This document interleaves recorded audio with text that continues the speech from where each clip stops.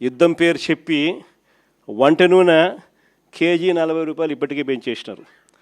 పప్పుల ధరలు ఇప్పటికే కేజీ 15 నుంచి 20 రూపాయలు పెరిగిపోయింది. ఉచిత గ్యాస్కు దిక్కు లేదు. కానీ ఈ మనిషి ఈరోజు గ్యాస్ కొనాలనుకున్నా కూడా బ్లాక్లో 2000 ఇస్తావా 3000 రూపాయలు ఇస్తావా అని చెప్పి అడిగే పరిస్థితిలోకి ఇప్పుడే వెళ్ళిపోయింది. ఒకవైపున గ్యాస్ పరిస్థితే, ఈయన గ్యాస్ మాటలతో గ్యాస్ లైటింగ్తో ఇప్పటికీ ఈ పరిస్థితి ఉంటే, ఈ పెద్ద మనిషి ఇప్పుడు కిరోసిన్ ఇస్తాడంట. 1 లీటర్ కిరోసిన్ ఇస్తాడు, పండగ చేసుకోమంటాడు. అసలు కిరోసిన్ ఇస్తే స్టవ్లు ఆడుంటాయి. అందరికీ గ్యాస్ స్టవ్లు ఉన్న పరిస్థితి నుంచి ఇప్పుడు కిరోసిన్ స్టవ్లు కిరోసిన్ స్టవ్లు లేవు. ఈయన 1 లీటర్ కిరోసిన్ ఇస్తా పండగ చేసుకోమంటాడు. యుద్ధం పేరు చెప్పి గుడ్ల రేట్లు కూడా పడిపోయిన పరిస్థితిలో ఈరోజు రైతు అల్లాడుతూ ఉన్నాడు. మొక్కజొన్న క్వింటాలు 1400 కొనే నాతుడు లేడు. కొక్కోకు ధర లేదు, శనగ పంటకు ధర లేదు, అరటి పంటకు ధర లేదు, టమాటో పంటకు ధర లేదు. రైతుల పరిస్థితి ఇది. అయినా పాలన మీద ఏమాత్రం ధ్యాస లేదు. ఈ మనిషి చంద్రబాబు నాయుడు గారి పాలనలో ఈరోజు పాలనంతా ఒకవైపు ఇట్లా కనపడుతూ ఉంటుంది. మాటలు చూస్తే మాత్రం కోటలు దాటుతాయి. ఈ మధ్యకాలంలో మీ అందరికీ కూడా గుర్తుండే ఉంటుంది.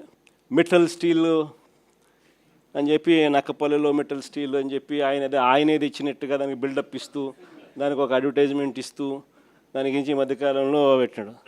నాకు ఆశ్చర్యం అనిపించింది. అసలు అయ్యే చంద్రబాబు నాయుడు క్రెడిట్ చోరీకైనా క్రెడిట్ దోపిడీకైనా ఒక హద్దు పొద్దు ఉండాలి. ఇదే ఆదిత్య మిట్టల్ అనే మిట్టల్ వాళ్ళు, నేను డావోస్ 2022లో డావోస్ పోయినప్పుడు నన్ను కలిసినారు. కలిసి వాళ్ళు అప్పట్లోనే గ్రీన్కో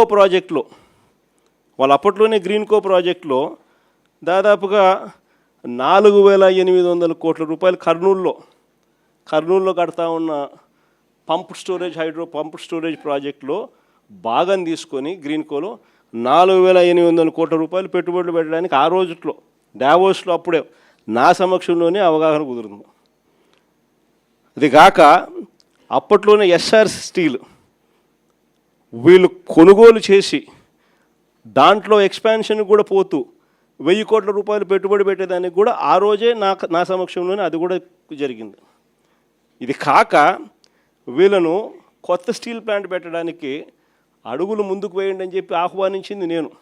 రాష్ట్రానికి ఆహ్వానించి రమ్మని చెప్పి వాళ్ళకి చెప్పి, వాళ్ళు అధికారులకు కూడా చెప్పిన, వాళ్ళు వస్తున్నారు, వాళ్ళకి ఎక్కడెక్కడ మనం భూములు ఇవ్వగలుగుతామో చూపించండి అని చెప్పి వాళ్ళు రావడము. మన అధికారులు ఫస్ట్ కాకినాడ SCZలో భూములు చూపించినారు, తర్వాత మూలపేటలో వీళ్ళు రావడానికి భూములు చూపించారు, తర్వాత నక్కపల్లిలో మన హయాంలోనే వీళ్ళకి భూములు చూపించినారు. చూపించిన తర్వాత నక్కపల్లిలో వీళ్ళు ఎన్నికలకు మునిపే రావడము, నక్కపల్లిలో భూములు కూడా చూసుకోవడము, భూములు వాళ్ళకు నచ్చడము, అక్కడ ఆల్రెడీ అప్పటికే APIC భూములు మన దగ్గర ఉన్నాయి. ఆ భూముల్లో నుంచి వీళ్ళకి 2200 ఎకరాలు మనం అప్పటికే సూత్రప్రాయంగా వీళ్ళకి ఇవ్వడం కూడా జరిగింది.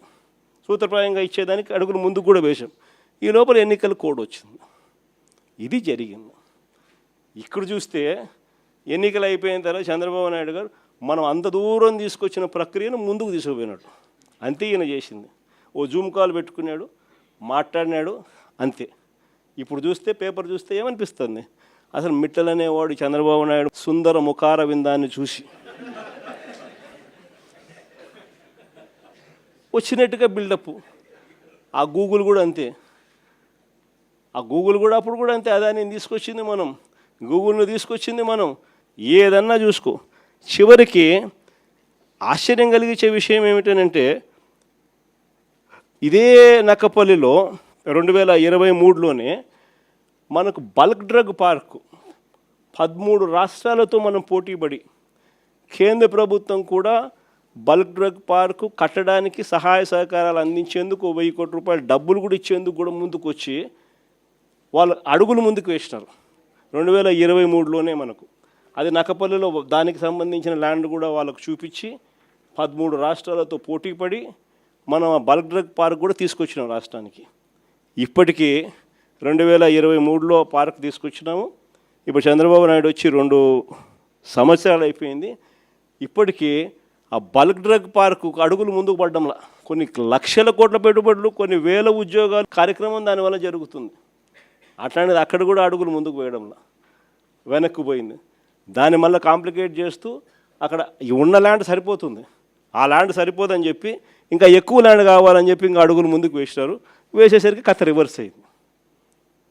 ఇట్లా ప్రతి దాంట్లోనూ కూడా అడుగులు ముందుకు వేయాల్సిన చోట ఈయనే కాంప్లికేషన్స్ క్రియేట్ చేస్తాడు, చేసి ఈయనే దాన్ని వెనక్కి తీసుకొని పోతాడు. ఇంతెందుకు, మన హయాంలోనే 3 పోర్టులు కడతా ఉన్నాం. మీ అందరికీ కూడా తెలిసిందే. రామాయపట్నం పోర్టు దాదాపుగా 80% మన హయాంలోనే పూర్తి చేసినాం. ఇంకా ఈ మిగిలింది 20%. మూలపేటలో మన హయాంలోనే పోర్టు 30% పూర్తి చేసినాం. మన హయాంలోనే ల్యాండ్లు పూర్తి చేసినాం, పర్మిషన్లు పూర్తి చేసినాం, ఫైనాన్షియల్ క్లోజర్ పూర్తి చేసినాం, డబ్బులకు ఇబ్బంది లేకోకుండా దానికి సపరేట్ బ్యాంక్ అకౌంట్ క్రియేట్ చేసి సపరేట్గా దానికి లోన్ శాంక్షన్ చేసి సపరేట్గా దానికోసం చేసినాం. మూలపేట అయినా, రామాయపట్నం పోర్ట్ అయినా, లేదా మచిలీపట్నం పోర్ట్ అయినా. మచిలీపట్నం కూడా 30% పూర్తి అయిపోయింది మన హయాంలోనే. ఈ రోజుకి 2 ఏళ్ళు అయిపోయింది. అన్ని చోట్ల పనులు ఆపేసినాడు. వీళ్ళకి సంబంధించిన వాళ్ళకి సబ్ కాంట్రాక్టులు, వీళ్ళకి సంబంధించిన వాళ్ళకే వాళ్ళని తప్పించి కాంట్రాక్ట్, వీళ్ళకి సంబంధించిన వాళ్ళకి కాంట్రాక్టులు ఇప్పించుకోవడంతో కనీసం అదన్న పనులు జరుగుతున్నాయంటే లేదు, అది కూడా అయిపోయినాయి. ఏమంటే తొందరగా పని అయిపోతే జగన్ క్రెడిట్ వస్తుంది కాబట్టి పని ఆపు. పనులు ఆపి ఆడ చుట్టుపక్కల భూములు మళ్ళా వీళ్ళ మనుషుల చేత కొనుగోలు చేయించే కార్యక్రమాలు. మచిలీపట్నంలో వాళ్ళు మొత్తుకుంటున్నారు. ఉన్నదానికి ఆల్రెడీ ల్యాండ్ ఇచ్చినాం, ఆల్రెడీ పోర్టు జరుగుతూ ఉంది. చెన్నైలో పోర్టు ఎన్ని ఎకరాల్లో ఉంది చెన్నైలో పోర్టు. ఇక్కడ వీళ్ళకు 2000 ఎకరాల్లో పోర్టు కడతారు, పైన ఇచ్చినాం. పోర్టు కడతా ఉన్నారు, ఆపేసినాడు. ఇంకా ల్యాండ్ అక్విజిషన్ చేయాలంట. వీళ్ళ బినామీలందరినీ పంపించినాడు, భూములు కొనుగోలు చేసే కార్యక్రమం చేస్తూ ఉన్నాడు. దాని తర్వాత దాన్ని మొదలు పెడతాడంట. ప్రతి అడుగులోనూ కూడా నాకేంది అనే పద్ధతిలో రాష్ట్రాన్ని దోచుకోవడంతోనే ఈరోజు ఎక్కడ చూసినా కూడా అడుగులు జరగబడుతున్నాయి. ఇలాంటి వాతావరణంలో రేపొద్దున 2029 ఎన్నికలు జరగబోతున్నాయి. ఇంకా మీ అందరికీ కూడా ఇంకొక శుభవార్త ఏమిటి అని అంటే, రాష్ట్రంలో సీట్లు కూడా పెరుగుతున్నాయి.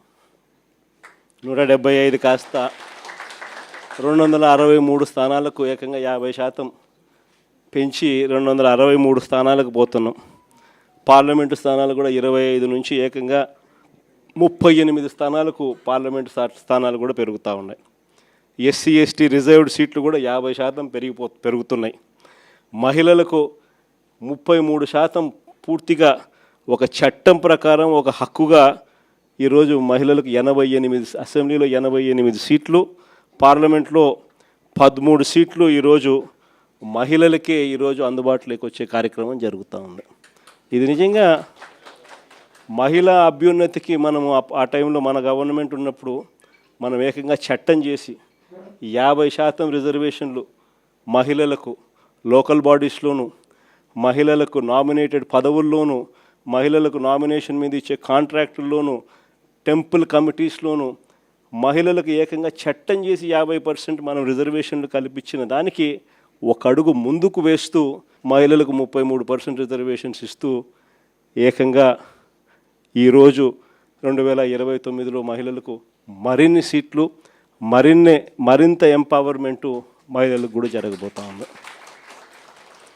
కాబట్టి ఈసారి సీట్లు ఇంతగా పెరుగుతూ ఉన్న నేపథ్యంలో కార్యకర్తల్లో నుంచి ఇంకా లీడర్షిప్ ఇంకా పెరుగుతుంది. ఇది మాత్రం అందరికీ చెప్తా ఉన్నా. కార్యకర్తల్లో ఎవరైతే పటిమ చూపించగలుగుతారో, ఎవరైతే